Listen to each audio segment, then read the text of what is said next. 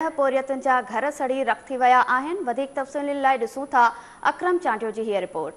इन वक़्त असां मौजूद आहियूं रखण भरिसां ॻोठ कलंदर बश्क भट्टीअ में, जिते चुल्ह जे रांधणे मां अचानक बाहि लॻण सां जेके ॻोठाणा आहिनि 10 ॼणनि जा घर सड़ी रख थी विया आहिनि। अचो त उन सिलसिले में मुतासिर ॻोठाणनि सां ॻाल्हि ॿोल कयूं। छा थियो आहे, कीअं बाहि चुल्ह उतां लॻो आहे, ॿुधी पा 10 घर सड़ी विया आहिनि, कुझु बि न बचियो आहे। तिरेशन हुयो सिरिया जो, उते वियासीं सभु टोटली ॿार बचो उते कुॾी ते हुया सभु, कोई बि न हुयो घर, नंढड़ा ॿार हुया। बसि ईअं उचंदो भाउ इहो चुल्हे खां निकितो आहे, उतां ई लॻो आहे। 10 घर सड़ी विया आहिनि असांजा। बाप असां घर हुयासीं, कोई न बचो, 10 घर सड़ी विया, हिकु इगड़ी बि न बचो। पैसा हुया, सोन हुयो, ग़रीबनि जो ॾाज हुयो, समूरा सड़ी विया पियो आहे। असां बि घर न हुयासीं, का शइ न बचियो, हिकु इगड़ी चा उहो बि न बचियो आहे। असांजे ग़रीबनि जो मदद कयो, कुझु बि न आहे भाउ।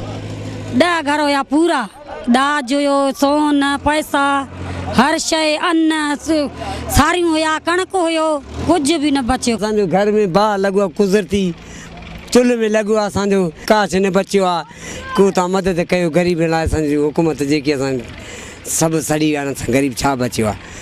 नंढड़ा ॿार हुयासीं, अन्न पाणी पैसा हुया, सभु सड़ी विया, कुझु न बचियो। ग़रीब मदद कयो हुकूमत सरकार। बाहि लॻो जेको असांजो का शइ बि न बचियो आहे।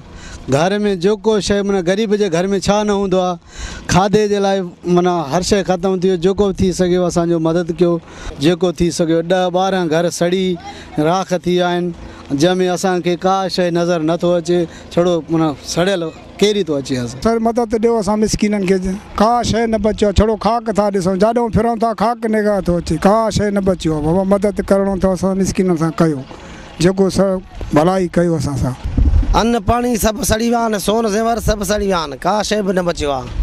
बाहि लॻी आहे, माल खे बि का शइ न रहियो। जी नारायण, तव्हां जेके भाउ मुतासिर आहिनि ॻोठ कलंदर बश्क भट्टी जे रवासियुनि जी ॻाल्हियूं ॿुधो आहे त चुल्ह जे रांधणे मां असांजे 10 खां वधीक घरनि खे बाहि लॻी वई आहे, जंहिंमें असांजे घर में जेको समूरो सामान, अन्न अनाज, खटियूं, कपिड़ा सभु कुझु सड़ी रख थी वियो आहे। हुननि वस वारनि खां अपील कई आहे त असां खुलियल आसमान हेठि वेठल आहियूं, वस वारा नोटिस वठी असांजी मदद कनि। कैमरामैन आफ्ताब लाशरी सां गॾु अकरम चांडियो, KTA न्यूज़ रखण।